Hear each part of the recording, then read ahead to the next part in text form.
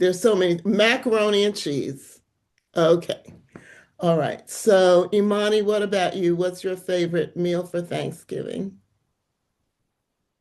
I was gonna say the same thing, macaroni and cheese, which is probably the only thing I'll be eating this year, to be honest, because I got braces like 2 days ago. Okay. That's like the only thing I'm gonna eat this year. Well, maybe sweet potatoes if they're mashed up.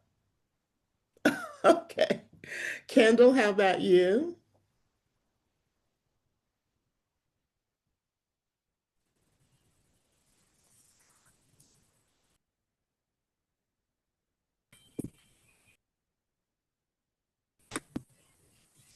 What's your favorite food for Thanksgiving, Kendall?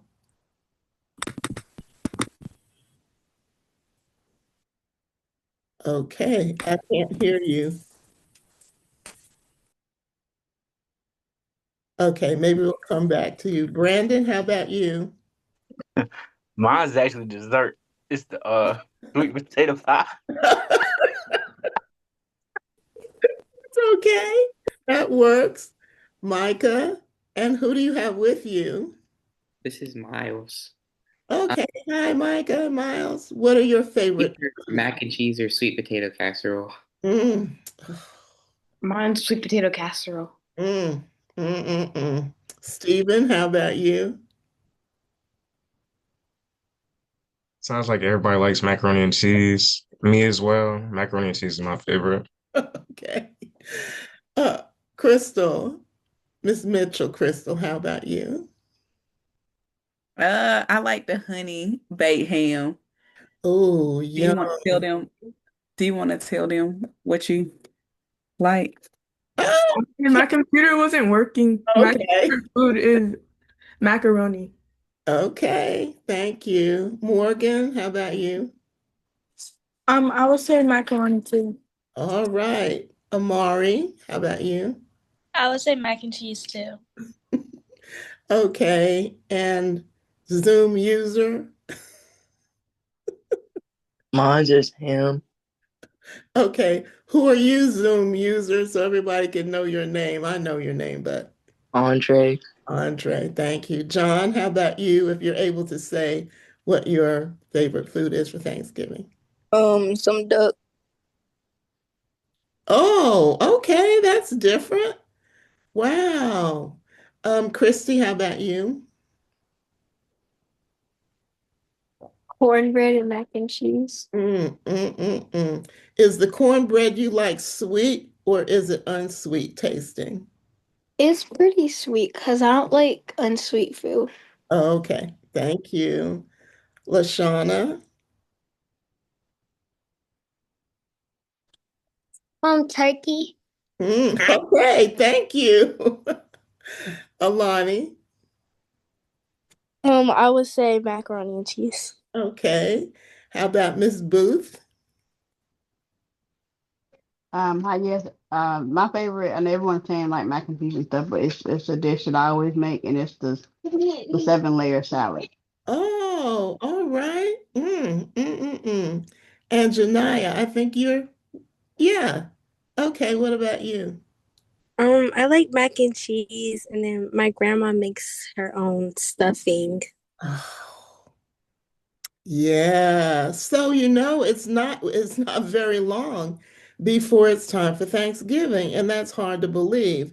And then right after that is Christmas. I mean, it's just gone so quickly this year. Okay, so I'm going to start the PowerPoint so we can get right into not only the presentation for the tip for this month, which I know that you all received it already. Um, so let me just click here. All right. So we're going to talk about the November tip and something else that's really important. So this is our November tip. And so I'll go through this and then we'll discuss it for a little while. And we have another something special to discuss. And then you can go on with your evening.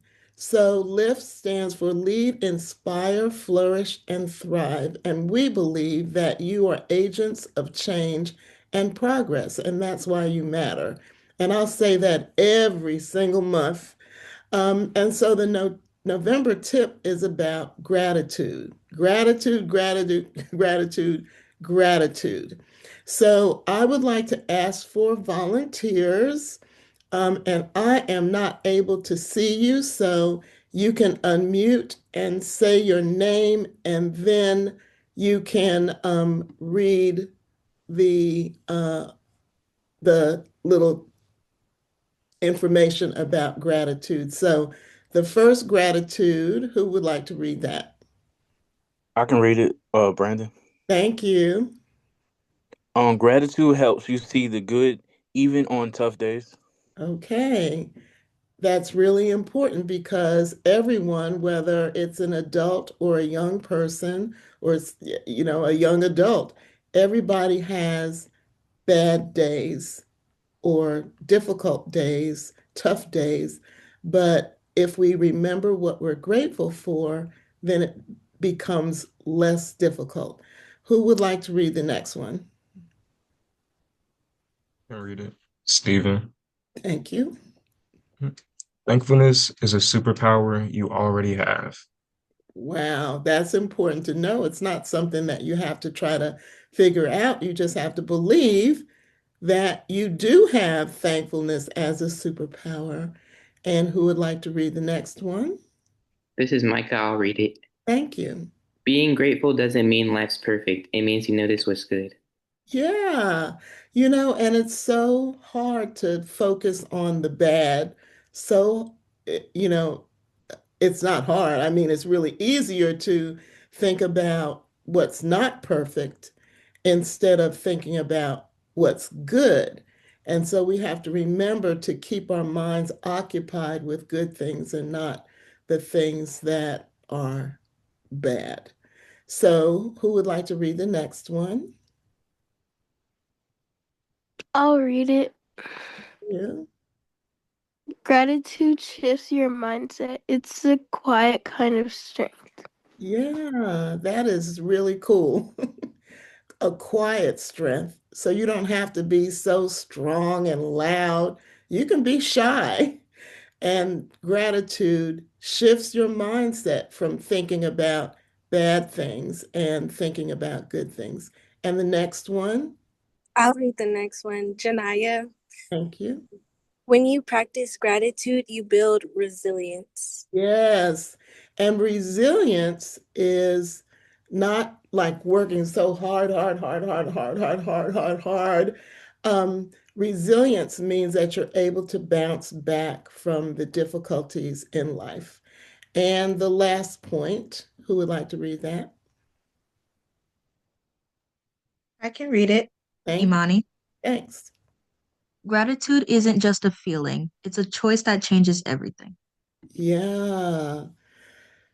And so, sometimes we think about gratitude as, well, I don't feel so grateful about anything because there are difficult things happening in my life and there are changes that are going on.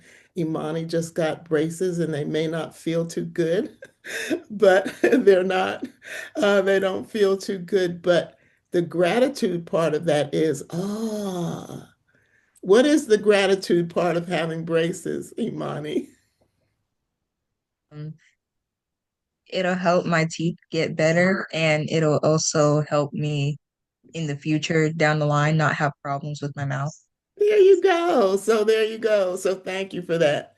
Okay, so part of what you'll do with your tip for this month is how do you show gratitude? So I'm not going to ask you to answer that question tonight, but that's a part of your assignment. The first thing is how do you show gratitude? The next thing, what are you grateful for? And then who are you grateful for? So how do you show gratitude? What are you grateful for? Who are you grateful for? And so those are things that you can include in your tip this coming few weeks. Youth as change makers. This is National Homeless Youth Awareness Month. I don't know how many people knew about that. Generally speaking, it's National Homeless Awareness Month, but they have different categories. And one of the categories is National Homeless Youth Awareness Month. All you need to know, raise awareness and advocate for solutions to youth homelessness. Did you know that there are about 900 homeless students in Durham Public Schools? Now, I remember when that number was 1,000, so I'm glad that it's down a little bit, but 900 students in Durham Public Schools don't have anywhere to lay their heads at night. And one of the things that T.R.Y has done is to provide funds that are called GAP funds for families that don't have any place to live. And so sometimes families get money at the end of the month so that they can find some place to live at the first of the month. But because things are so tight and expensive, their funds, their money may run out before the first of the month. And you think that landlords or hotels would say, well, you're just talking about a couple of days, so we'll let you stay here for a couple of days until your money comes in. But that is not what happens. They put people out of hotels, they put people out of the places where they find to live, and they don't care whether it's 2 days or not.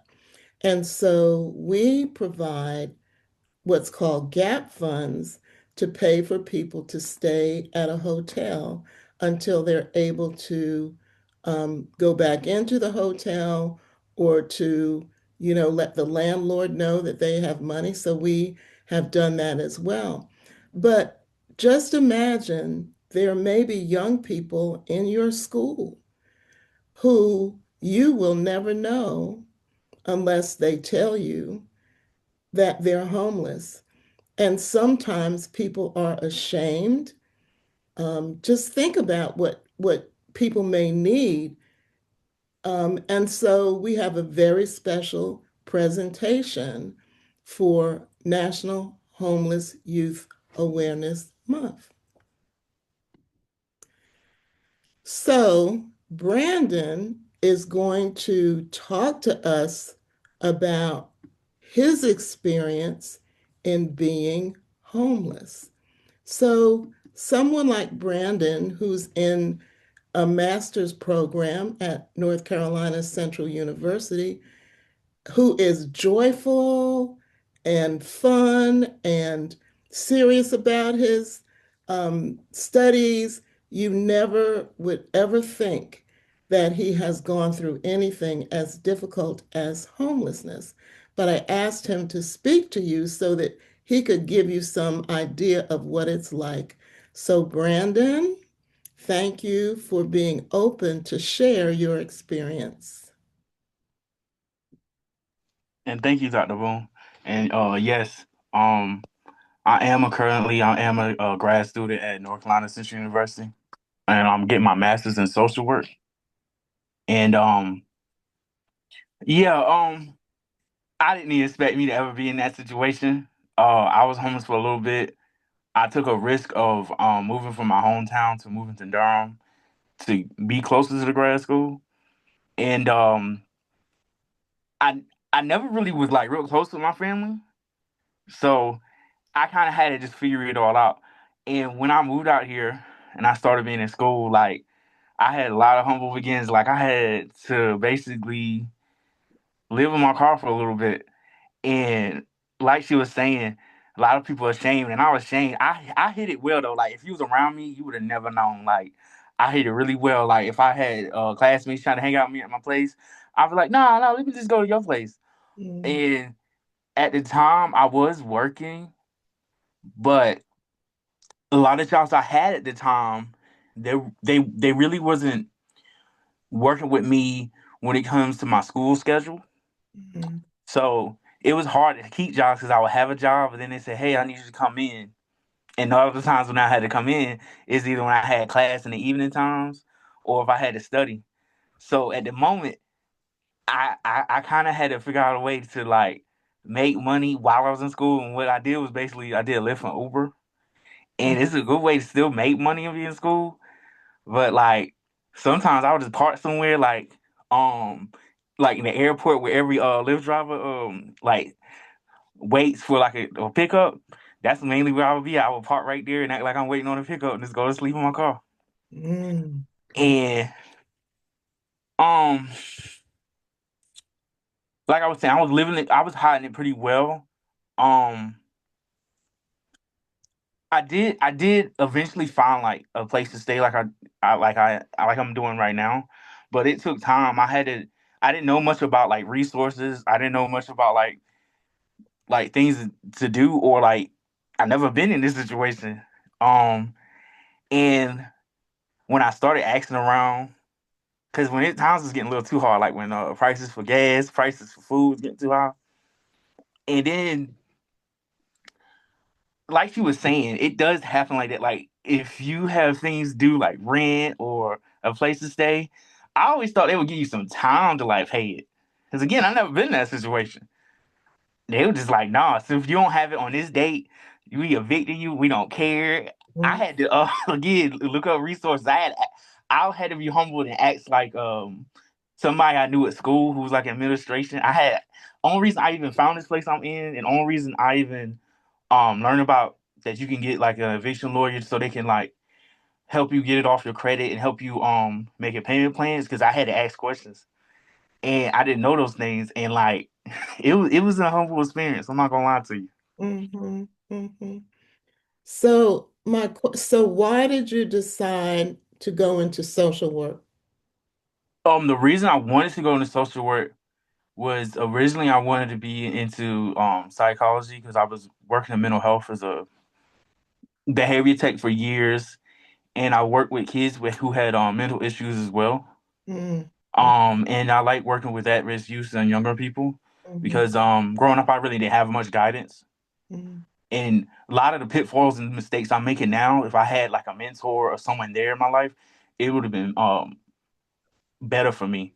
So Mhm. when I learned about social work, it kind of spoke to me more because in Mhm. social work you deal with people who are dealing with situations like I was dealing with, Mhm. people who don't know what resources is out there, Mhm. um, and they connect you with things that you need. So that's what made me switch over to social work. It didn't like again, like I said, my life was like getting crazy. I was like, yeah, it made me so interested in it because as it was going on, I was learning about social work. I was like, man, people need to know more about this kind of stuff. Mhm. Mhm.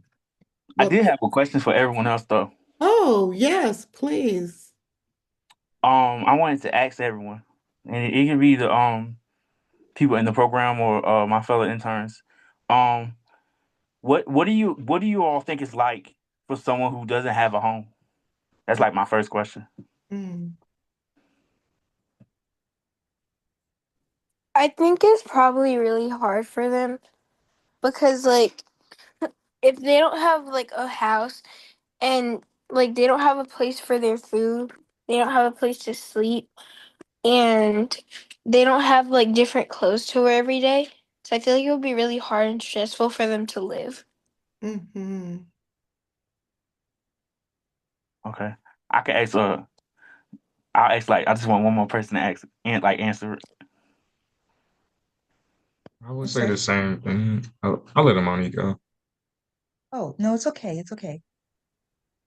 That's fine. You go ahead. I'll go after. Okay. I was gonna say it might be a bit depressing, and I'm not saying depressing as in like an emotion, but like depression can be like a period, like a low period of your life. It'd probably be very depressing. Um, Speaking that the phrase is like home is where the heart is, it might feel Mhm. like, you might be struggling and you don't have like a place to recollect yourself or your thoughts or just your mental space.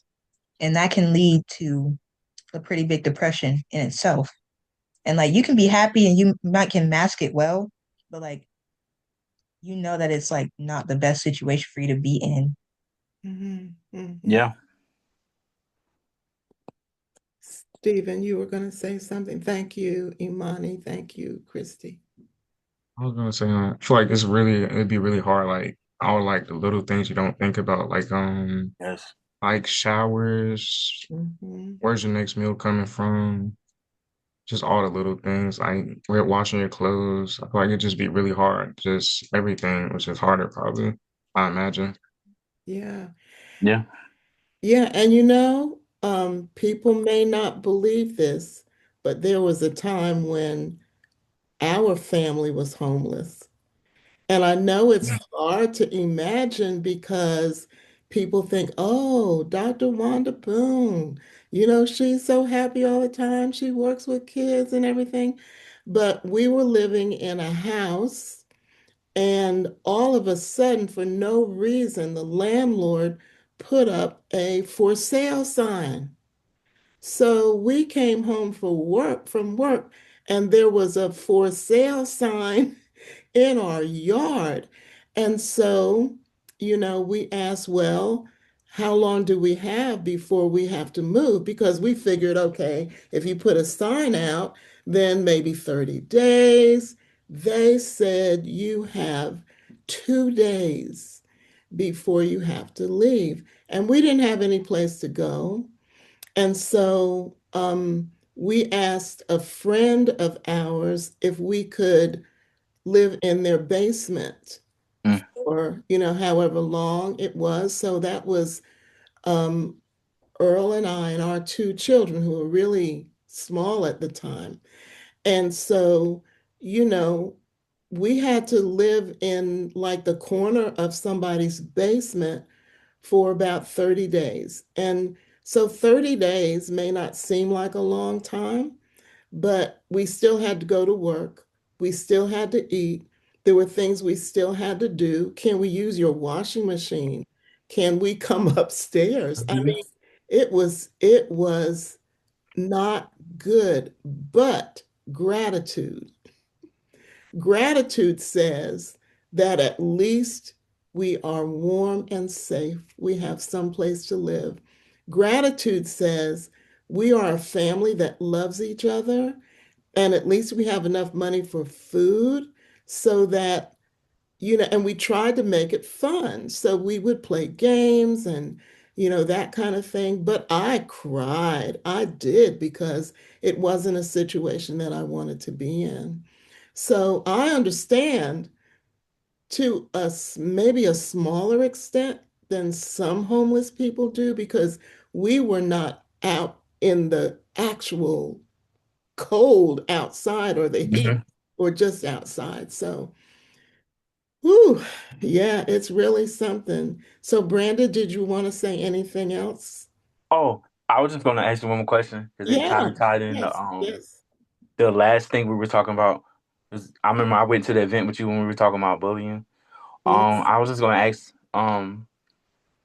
some of the younger people like how would you if you had like a classmate and you found out that like they were homeless, like what's the way you would try to encourage them?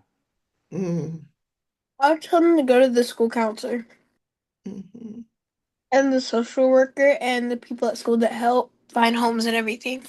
mhm. Thank you. Anybody else? I actually had a friend who was homeless. My advice to them was the same as Christy. Go to the school counselor, try and see like if there was any way to like do your work outside of school so you can help out with your family because like they had a family business Mm, um that they were trying to like get going so that we can make money mhm, on the side while they also had work. So they would help with the family business, but they didn't have a whole lot of time. Speaking of school, so I was like, well, I mean, you're in high school because they're older than me at the time. So I was like, well, you're in high school, so maybe you can like see if you can take some of your classes like outside of school mhm, and like in the meantime like help out with the business and stuff. And me and like the people in our friend group had like got together and like helped out every now and then. Like if there was like a event or a convention that they needed to help set up, we would go work with them um free of charge. We wouldn't ask for any money. We would just help them set it up. Thank you. I also agree with everyone else, like telling the school counselor or getting someone to help you, or like a friend, they can help you like get food and stuff. Thank you. Well, only other thing I was gonna say, I'm glad everyone shared, how they felt about it, and just remember, like, life can be hard. You don't know what everyone's going through, so always just trying to encourage everybody. That's again, like everything we talk about ties in together. That's why you shouldn't bully people because you never know what they're going through. And everybody deserves a home. They deserve safety. They deserve like a safe place to live at and lay their head at. And just always appreciate like the blessings you have in your life because you never know what anybody else is going through. Thank you. Let's give Brandon a hand clap or snaps or whatever you want to do.